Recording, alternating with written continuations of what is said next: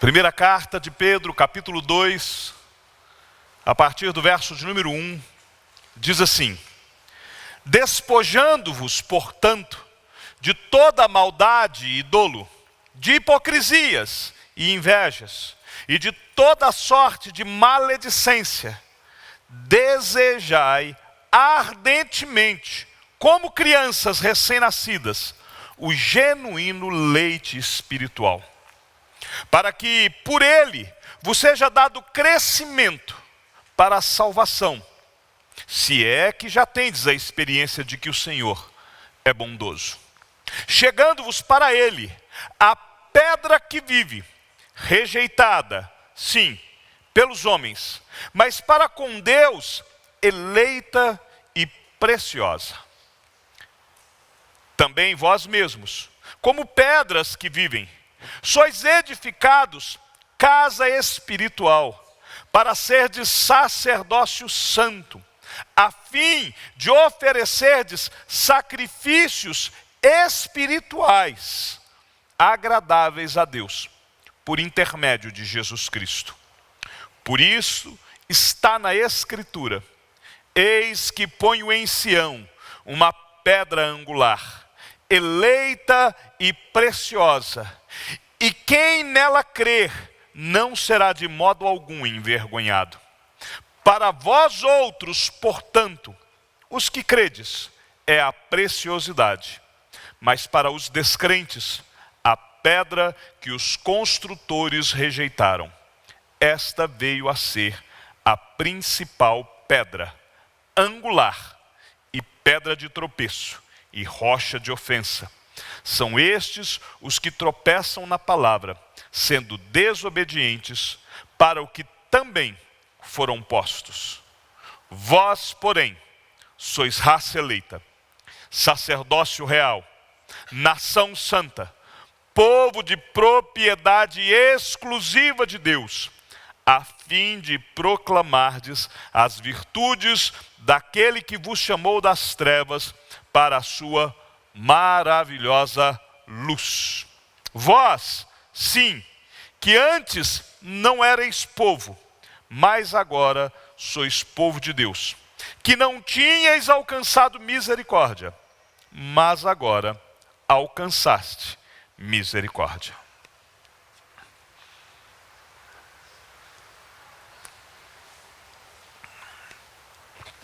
Queria que você agora pudesse fechar os teus olhos. Eu queria que você, de olhos fechados, pudesse se colocar diante de Deus e buscar no seu coração, na sua mente, alguns motivos de gratidão. Se coloque diante de Deus, peça a Ele, fala: Senhor, esquadrinha o meu coração, e aquilo que for vindo à sua mente, busque na sua memória, talvez, se possível, a data mais longínqua possível, né? Traga à sua memória bênçãos que o Senhor lhe concedeu no decorrer da sua história. E na medida que você se lembrar das muitas e muitas bênçãos que o Senhor tem realizado, já fez e continua fazendo na sua vida, a cada uma delas que você lembrar, faça uma pequena oração dizendo: obrigado por isso, Senhor. Obrigado, Senhor.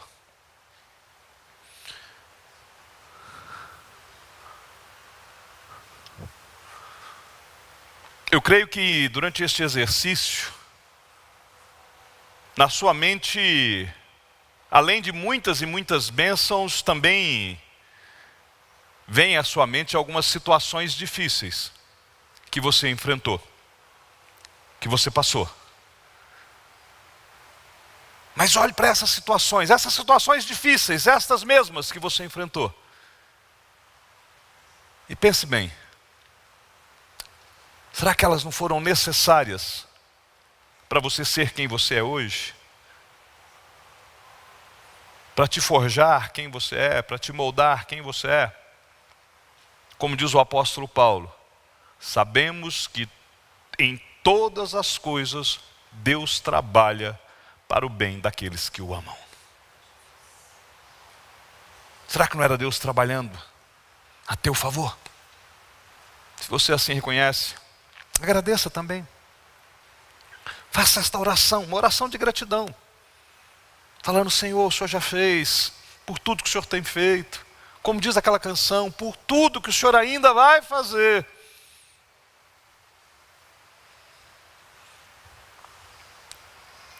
Continue de olhos fechados, continue falando com Deus. E agora, você está olhando para o passado, agradecendo a Deus. Eu queria que você agora pudesse, ainda de olhos fechados, olhe para o futuro.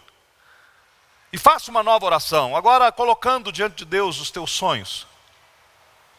Colocando diante de Deus os seus projetos pessoais, seus projetos ministeriais. Colocando diante de Deus seus projetos familiares. Continue falando com Deus. E ore crendo. Ore tendo a certeza de que Deus está nessa história. Fale com Ele aí agora. Fala: Senhor, se algum plano deste não faz parte do desígnio do Senhor para mim, o Senhor pode frustrar. Mas ore agora, crendo que o seu futuro pode ser melhor do que a sua história até aqui.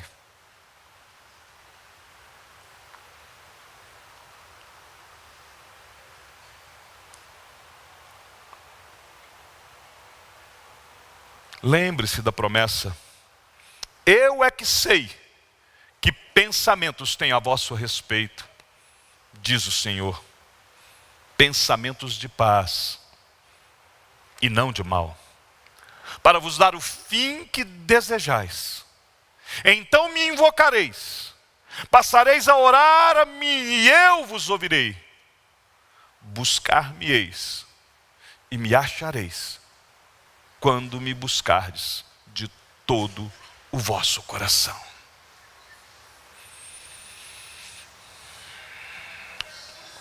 Você é casa espiritual de Deus. Você tem que ter isso em mente. O apóstolo Pedro, no texto que nós lemos, é o que ele nos apresenta. Que os cristãos, que aqueles que têm em Jesus Cristo como seu único e suficiente Salvador, são a casa espiritual edificada em Cristo Jesus. E é em Cristo Jesus que Ele construiu o nosso passado. E é em Cristo Jesus que Ele edificará o nosso futuro. O seu futuro pode ser ainda melhor. Os planos de Deus para a sua vida, eles podem ser ainda melhor. As respostas que o Senhor já trouxe sobre os teus planos, sobre as tuas orações, elas podem alimentar novos planos, novos sonhos. Quando nós estamos aqui falando de sonhos, na minha mente está muito claro que sonho é a visão de Deus sobre nós. Os nossos planos precisam ser construídos dentro daquilo que nós entendemos que é o propósito de Deus para a nossa história. E aí nós olhamos para o passado, com o coração grato por tudo aquilo que Ele fez, e olhamos para o futuro, crendo que o futuro, baseado naquilo que o Senhor já realizou, é esta nova história que Deus constrói sobre nós a cada dia. Entenda, a visão, o propósito de Deus nunca serve para poder manter uma situação estabelecida. Há 40 e poucos anos atrás, um grupo de homens e mulheres olharam para esta região e sonharam e planejaram plantar aqui uma igreja. Nasceu a quarta. E esta visão, este plano, foi crescendo. E isto agora não pode servir para poder manter o status no qual nós estamos.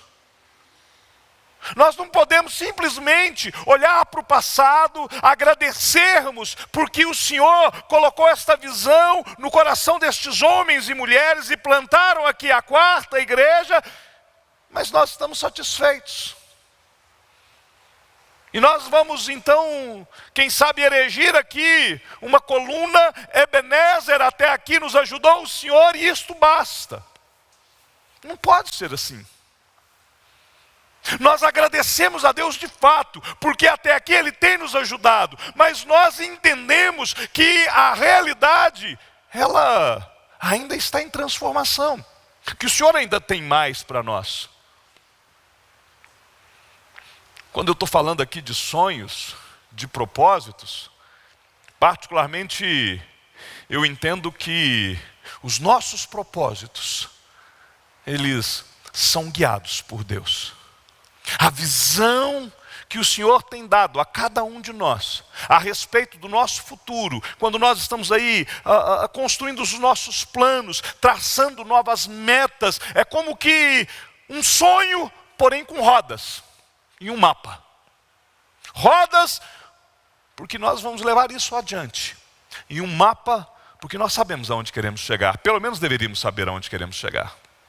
A Bíblia diz que nós precisamos alcançar a estatura da varonilidade perfeita. Eu preciso ter como alvo da minha vida, da minha existência, alcançar e ser cada vez mais parecido com Jesus. E agora eu tenho que desenvolver a minha vida baseada nisso, né? Nós já somos povo de Deus. Jesus Cristo já pagou o preço dos nossos pecados. Isso é uma realidade, né? Pedro chega a dizer ali, né? Vós sois raça eleita. Vocês possuem um sacerdócio real. Vocês são uma nação santa, um povo de propriedade exclusiva de Deus. Isso é a realidade, nós somos povo de Deus, glória a Ele por isso.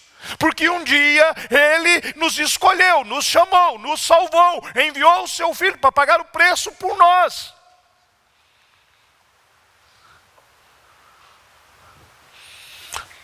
Mas será que é só isso que Deus quer? Que nós tenhamos essa certeza de salvação? Será que o plano de Deus fechou quando nós fomos salvos? Ou será que o plano de Deus vai um pouco além?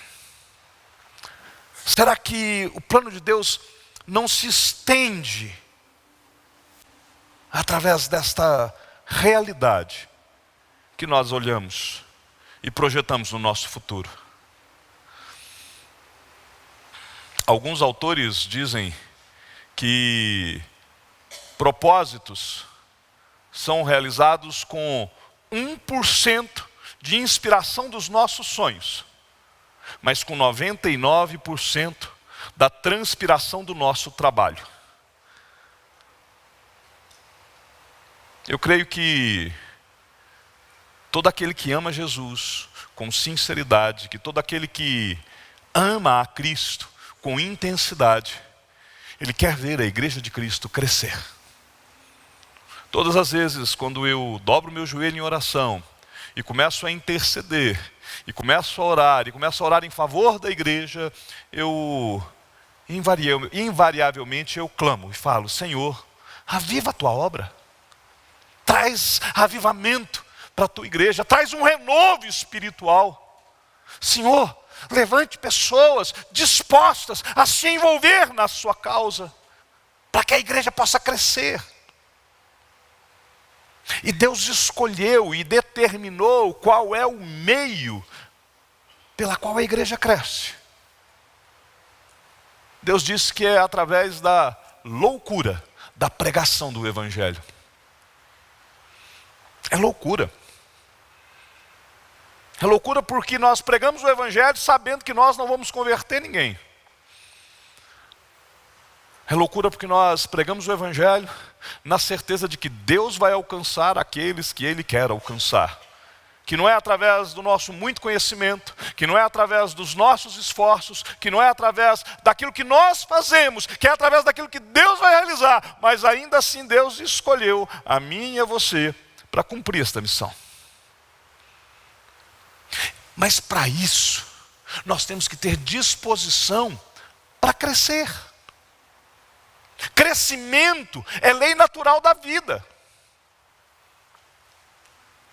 Eu brinco com os meus filhos e eu falo para eles, olha, por favor, não cresçam. É muito bom você ter filhos, crianças. É excelente. Porque na medida que eles crescem, eu fico imaginando, daqui a pouco quer namorar. Daqui a pouco vai querer casar. É melhor ficar em casa, fica com o papai cuida. Né? É muito melhor. Né? Mas não tem jeito, e aí eu brinco com eles, falo assim, você está me desobedecendo, eu vou te disciplinar, você está crescendo. E aí a Esther gosta de pegar e falar assim, mas pai, não tem jeito. E não tem, eu sei que não tem. Crescimento é lei natural da vida. E nós, como igreja, queremos crescer. Ver vidas se rendendo a Cristo através da nossa instrumentalidade. Você quer alegria maior do que essa? Saber que Deus escolheu você para poder levar salvação à casa de uma pessoa. Saber que através da sua instrumentalidade, um casamento foi restaurado. Alguém saiu das drogas. Uma vida passou a ter a garantia da eternidade. Que Deus usou você para livrar alguém da condenação do inferno. Porque Cristo pagou o preço por aquela vida. E você foi lá e falou, eu trouxe a boa nova, eu trouxe a boa notícia. E é assim que nós vamos crescer como igreja. É assim que nós vamos ver o Senhor agindo em nosso meio. É assim que nós vamos edificar a casa espiritual do Senhor em Cristo Jesus. De acordo com o apóstolo Pedro, no texto que nós lemos, no verso 1 do capítulo 2, para crescer, tem que abandonar. Pedro diz que você tem que se despojar, que você tem que poder tirar da sua vida toda a maldade, todo dolo, hipocrisia, inveja. O que Pedro está falando? Você quer crescer? Você quer crescer nesta casa espiritual? Então a primeira coisa que você precisa é abandonar toda a maldade, toda a mentira, todo fingimento, toda a inveja, toda a crítica injusta. Despojar é igual trocar de roupa. O que Pedro está dizendo é, despojando-vos, ele está dizendo, mude a sua roupa, mude a sua veste. Né? Tire esta roupa, essa vestimenta mundana e vista uma roupa limpa, branca, de santidade. E assim nós vamos crescer como igreja. E assim, porque nós vamos crescer de forma pessoal. Nós vamos crescer em Cristo, e crescendo em Cristo, nós nos tornamos mais parecidos com Ele, e estando mais parecidos com Jesus, nós influenciamos mais as pessoas que estão à nossa volta. O verso 2 e o verso 3, Pedro vai dizer que para poder crescer, eu tenho que desejar ardentemente. O que Pedro está dizendo? Que nós temos que ser como criancinhas. Criancinha recém-nascida, que deseja sempre o puro leite espiritual e se alimenta dele. E aí nós vamos crescer saudáveis, fortes, sadios. Se você é pai, se você é mãe, e se você já viu uma criança chorar porque está na hora de mamar, você vai entender o que eu estou dizendo. Quando uma criança chegou a hora que ela está com fome, você pode tentar ali dar uma engalobada. Você tenta distrair. Talvez você consiga por alguns momentos. Aí você brinca, ela distrai, ela ri. Mas daí a pouco a coisa se torna impossível. Porque ela quer. E ela quer ardentemente. E ela deseja. E ela então começa a chorar com todas as suas forças. E enquanto ela não recebe o alimento que ela tanto precisa, ela não para. Ela precisa e quer. E por isso ela deseja ardentemente. E é isso que Pedro diz, que nós, assim como essas crianças recém-nascidas, precisamos querer sempre este genuíno leite espiritual. E é desta forma, é me alimentando corretamente da palavra de Deus, é que eu vou alcançar, que eu vou ter essa experiência com Deus. Certa vez os apóstolos, eles começam a conversar com Jesus, e eles querem saber, e eles começam a interrogar Jesus, quem é a pessoa mais importante no reino de Deus? E a resposta de Cristo é extremamente interessante. Está registrada em Mateus capítulo 18, do verso 2 ao verso 4. Eu vou ler a nova tradução na linguagem de hoje.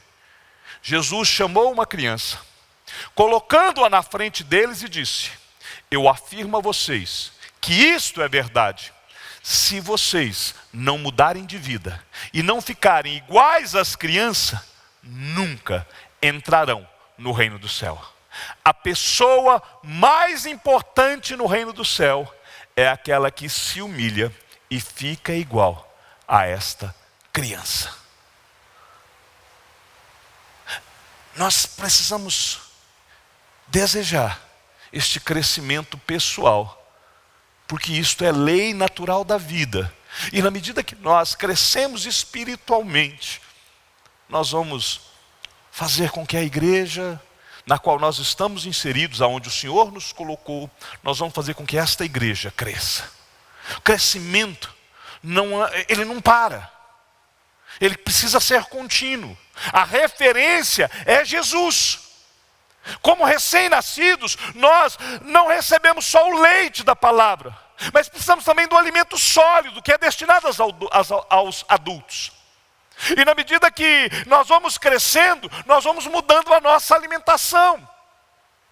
Nós vamos agora partindo para cada vez mais crescer mais. Porque o nosso alvo é Cristo. E além desse nosso crescimento pessoal, nós precisamos crescer como povo de Deus. Verso 4 a 5.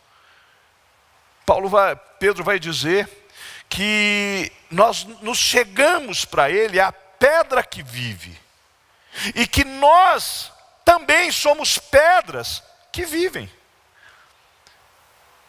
Jesus Cristo é a pedra angular, Ele é a base, aonde nós somos edificados, mas Ele é a pedra angular que vive, e nós somos as pedras que vamos edificar este edifício, mas nós também somos essas pedras que vivem e que somos edificados como casa espiritual para realizarmos sacerdócio. Sacerdócio está ligado a ministério. Ninguém cresce sozinho. Nós precisamos uns dos outros. Nós colocamos os nossos dons, os nossos talentos à disposição do reino e assumimos uma nova posição, assumimos uma função. Ninguém foi salvo por Jesus para ficar sentado no banco da igreja. Se o objetivo fosse esse, Jesus morre na cruz, nos concede salvação, para que nós agora nos assentássemos nos bancos. Bom, então nós, sendo salvos, o melhor que ele fazia era levar a gente para o céu. Vai ficar aqui para quê? Vamos para o céu, é o nosso alvo, é para onde nós vamos. É a nossa pátria, é a nossa casa, é o nosso lar. Nós não somos deste mundo, estamos aqui de passagem. Mas quando Cristo pagou o preço pela nossa salvação e nos transformou em pedras que vivem, para que nós possamos edificar esta casa espiritual, Ele nos chama para que nós assumamos esta função. Cada um de nós, uma pedra viva, que em Cristo é edificada, passa a edificar outros, uns aos outros. E vamos vivendo essa mutualidade. Nós não fomos chamados para ocupar espaço, nós fomos chamados para edificar a casa espiritual de Deus. Precisa ser o nosso sonho, sermos crentes maduros, disponíveis para poder darmos a nossa contribuição ao corpo. Nós não fomos chamados para sermos consumidores do Evangelho. Nós somos chamados para sermos alimentados do Evangelho e alimentar outros com o Evangelho. O que o povo de Deus pode realizar. O que você pode realizar. A nossa pergunta como crente não é: o que a igreja pode fazer por mim? Mas a nossa pergunta precisa ser: qual é o meu espaço? Qual é a minha função como povo de Deus? O que eu posso fazer para que a igreja de Cristo seja edificada através da minha vida, através dos meus dons, através dos meus talentos? Você tem que responder esta pergunta. Particularmente como pastor, eu sonho, eu oro, eu busco diante de Deus para que um dia Ele possa me auxiliar a estar junto de uma igreja que vive o que está escrito na primeira carta de Coríntios, capítulo 14, verso 24 e 26. Né? Lá está descrevendo a respeito do uso dos dons, e aí Paulo então escreve assim: se todos profetizarem, e entrar algum incrédulo ou indouto, é ele por todos convencido e por todos julgados. Tornam-lhe manifestos os segredos do coração. E assim, de fato, no meio de vós, quando vos reunis, um tem salmo, outro doutrina, este traz revelação, aquele outro língua, e ainda outro interpretação. Seja tudo feito para a edificação. Qual é o quadro, qual é o retrato que Paulo está pintando da igreja de Cristo? É uma igreja onde todos estão usando os seus dons e os seus talentos em favor da igreja. Alguém está profetizando, alguém está ensinando a palavra. Quando chega um não crente, quando chega alguém que não conhece o Evangelho, esta pessoa, ela é por todos convencida do Evangelho. Porque todos estão ali em favor do reino. E assim, todos estão adorando, estão testemunhando, estão ali vivendo a integralidade daquilo que o Senhor preparou para a sua igreja. No quadro que o apóstolo Paulo pinta, não tem ninguém simplesmente vendo o bonde passar. O apóstolo Pedro, nesta mesma carta, no capítulo 4, no versículo 10, ele vai dizer que cada um de nós precisamos servir uns aos outros, cada um conforme o dom que recebeu, como bons despenseiros da multiforme graça de Deus. Você sonha com uma igreja melhor? Você sonha com esta igreja crescendo? Você sonha com esta igreja impactando a nossa região? Então você tem que se dispor, você tem que se envolver. Esse final de semana foi um final de semana muito peculiar, aonde eu particularmente fiquei muito feliz com uma série de coisas acontecendo na igreja. Na sexta-feira, nós tínhamos aqui pessoas que estavam se preparando para o culto, né? O Ministério de Louvor veio ensaiar, depois teve o viradão da UPA, os adolescentes vieram por um tempo de oração, de busca, né?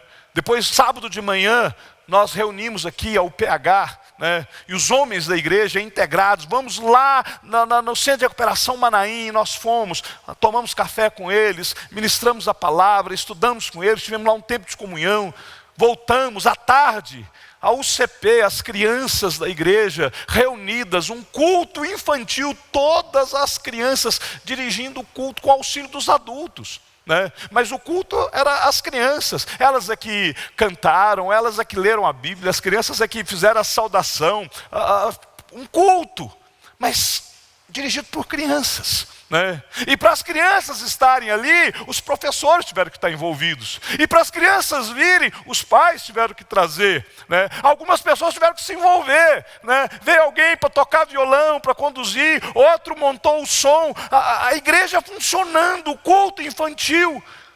Terminou o culto infantil, alguns pais ainda ficaram aqui, o ensaio do coral, né? Viver a igreja, nós estamos chegando para a cantata, estamos preparando a cantata. E aí teve o coral, saiu do coral, o jantar dos casais, famílias integradas.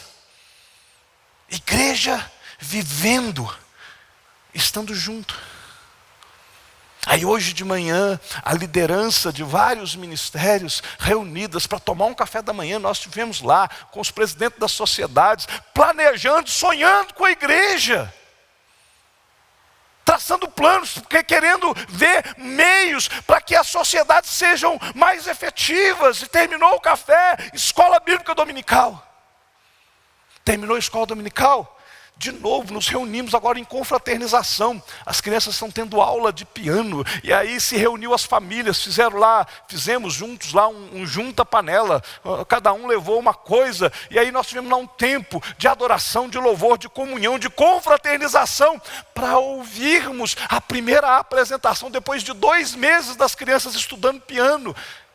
Cada uma delas fazendo a sua apresentação.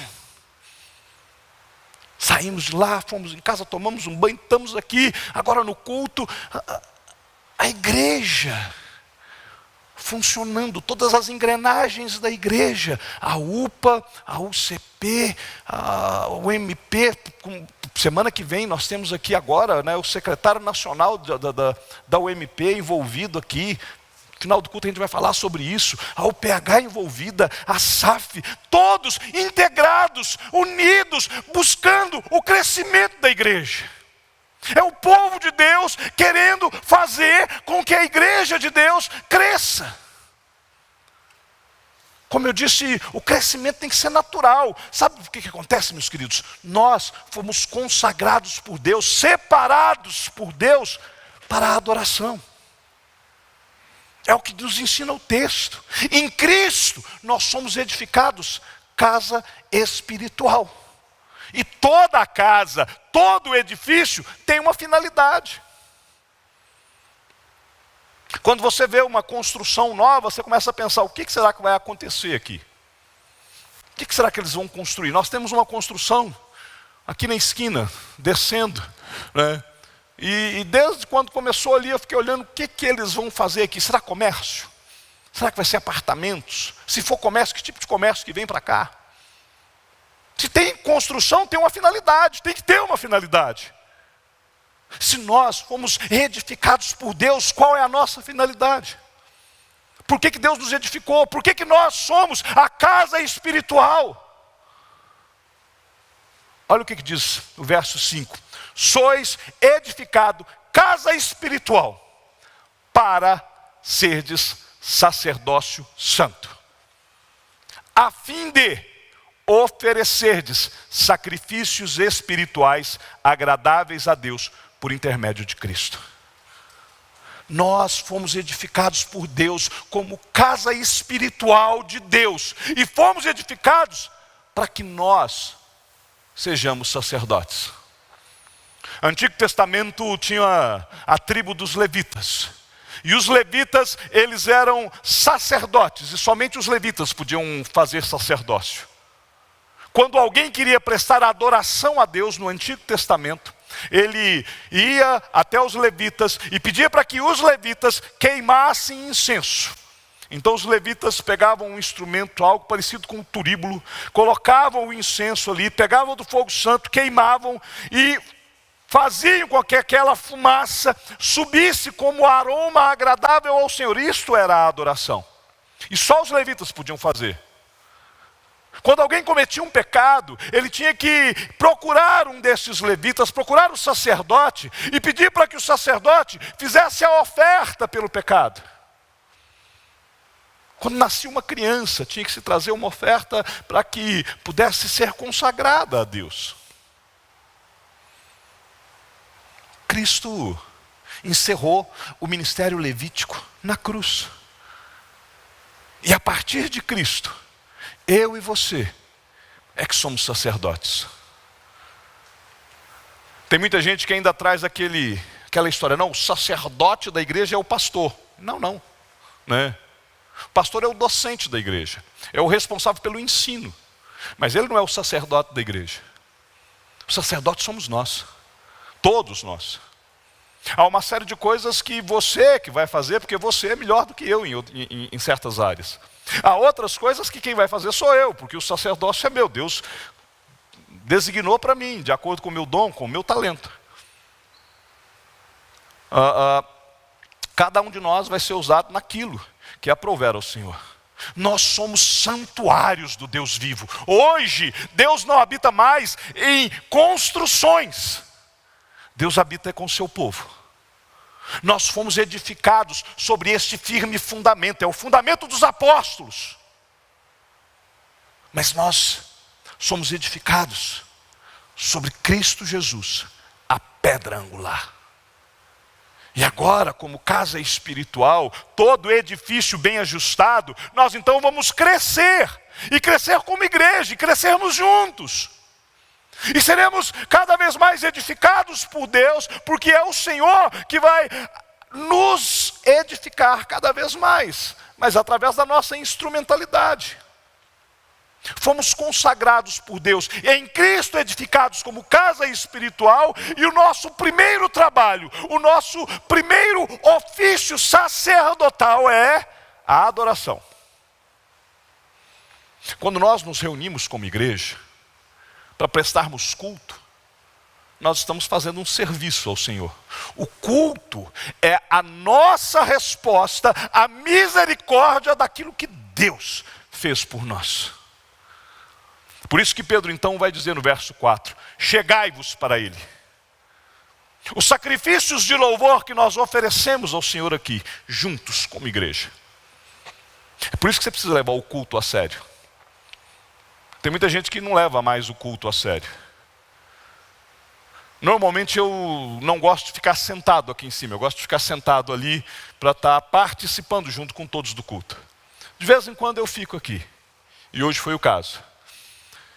E aí, algo que às vezes entristece o coração, a falta de seriedade que nós temos no culto. Porque a gente vê, o Ministério de Louvor está cantando, eles não estão fazendo uma apresentação. O Ministério de Música vem aqui, não é para apresentar para a igreja, é para conduzir a igreja. E aí o Ministério de Música está conduzindo a igreja em louvor e adoração, e a gente vê pessoas, eu me lembro de um tempo que o pessoal escondia, né? Ele sentava, ficava com o celular assim, agora não tem mais isso, né? Hoje eu vi alguém escrevendo.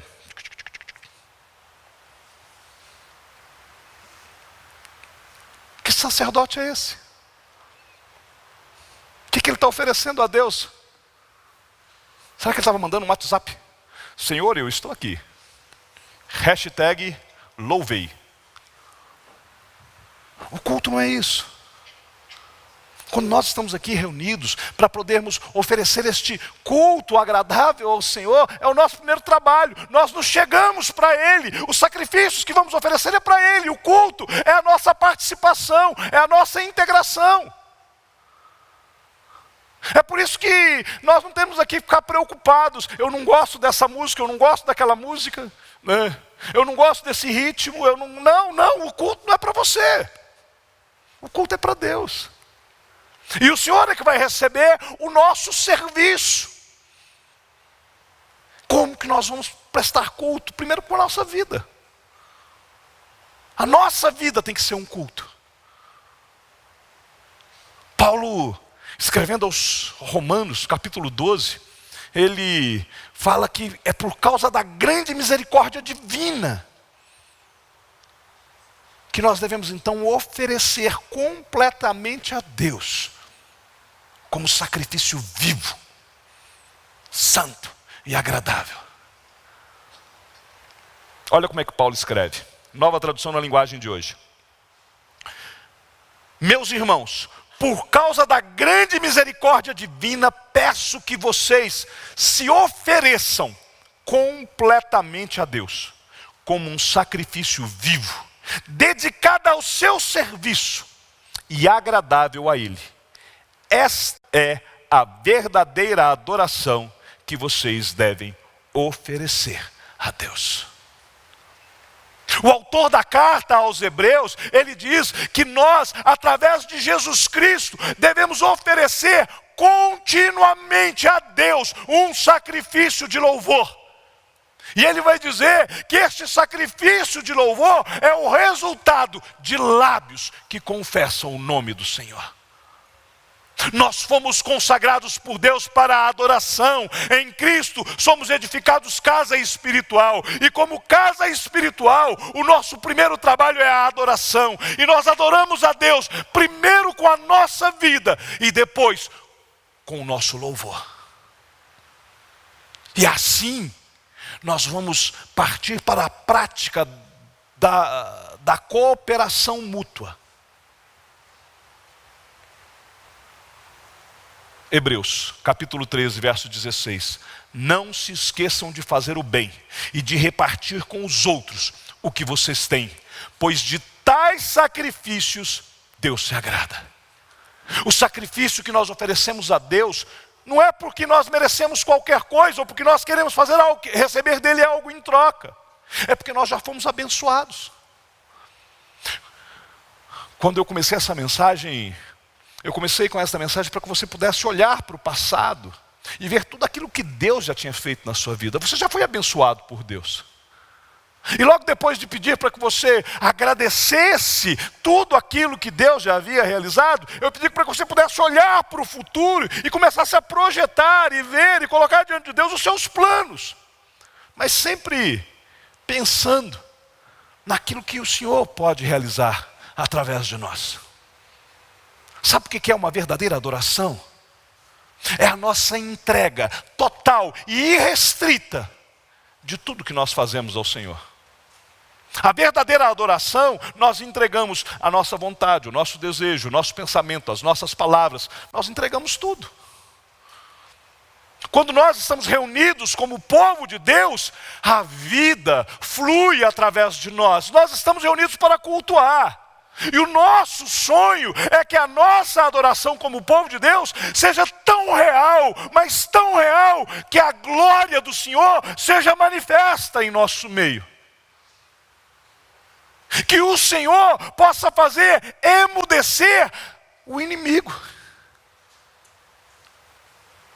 E que Ele nos desperte, assim como foi no dia de Pentecostes, para que nós possamos transformar e impactar as pessoas que estão ao nosso redor. O nosso desejo, quando nós estamos cultuando ao Senhor, quando nós estamos adorando ao Senhor, precisa ser tal e qual quando Elias faz aquela oração e desce fogo do céu e consome o holocausto, fazendo com que todo o povo se dobrasse, dizendo: só o Senhor é Deus, só o Senhor é Deus.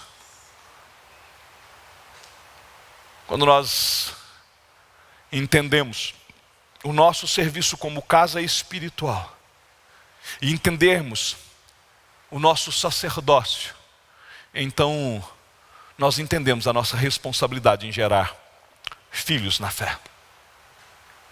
Somos raça eleita, sacerdócio real, nação santa, povo de propriedade exclusiva de Deus. E nós temos uma missão. E a nossa missão é proclamar as virtudes daquele que nos chamou das trevas para a sua maravilhosa luz. A nossa missão é levar pessoas até Cristo, para que elas sejam transformadas por Cristo. Este é o nosso alvo. Este precisa ser o nosso alvo. Essa tem que ser a nossa tarefa. E é por conta disso que nós estamos chamando a igreja. Está no nosso boletim. E eu queria te incentivar fortemente para que você pegue o nosso boletim, para que você leia a mensagem do boletim de hoje, Jesus Cristo, negar ou seguir. Dentro do nosso boletim tem a chamada para a nossa operação evangelística. Eu estou chamando de operação mobilização. Mobilização por quê? Porque eu espero que a igreja esteja toda mobilizada para poder alcançar pessoas para Cristo. Eu quero que todos nós possamos nos mobilizar e assumirmos essa nossa responsabilidade, gerar filhos na fé. Este é o privilégio que nós temos. Ser raça eleita é o privilégio de proclamar as virtudes do Senhor. As duas coisas estão unidas, né? Se você olhar lá no texto, você vai ver que o apóstolo Pedro diz: vós, porém, sois raça eleita, sacerdócio real, nação santa, povo de propriedade exclusiva de Deus, a fim de proclamardes as virtudes. Você é raça eleita para proclamar as virtudes. Você tem um sacerdócio real para proclamar as virtudes. Você é nação santa para proclamar as virtudes. Você é povo de propriedade exclusiva de Deus, a fim de proclamardes as virtudes. Que virtudes? As virtudes daquele que vos chamou das trevas para a maravilhosa luz. É a nossa responsabilidade, é o nosso privilégio, né? Sendo filhos de Abraão pela fé, então nós vamos cumprir as obras que Abraão fez. Esta é a missão, né? Os filhos de Abraão, eleitos em Cristo Jesus, fazem as obras de Abraão, cumprem a missão. Igreja que não evangeliza, não é igreja, é clube social. Se nós não nos imbuirmos em anunciarmos o Evangelho, qual a razão da nossa existência? Por que o Senhor nos colocou aqui? Eu tenho orado, eu tenho buscado de Deus, para que Deus faça da nossa comunidade uma família de Deus. Nós somos um amor de família, mas precisamos ser um amor de família de Deus. E aí é onde verdadeiramente os membros da nossa igreja vão estar vivendo na base desta comunhão. Teremos este relacionamento uns com os outros. Viveremos o propósito que Deus tem para nós. De novo, nosso boletim, né? Primeiro propósito particular, como pastor, é que como igreja, nós proclamemos o Evangelho. E proclamando o Evangelho, nós possamos edificar as pessoas. E edificando essas pessoas, nós possamos servir a comunidade. E servindo a comunidade, nós tenhamos comunhão uns com os outros.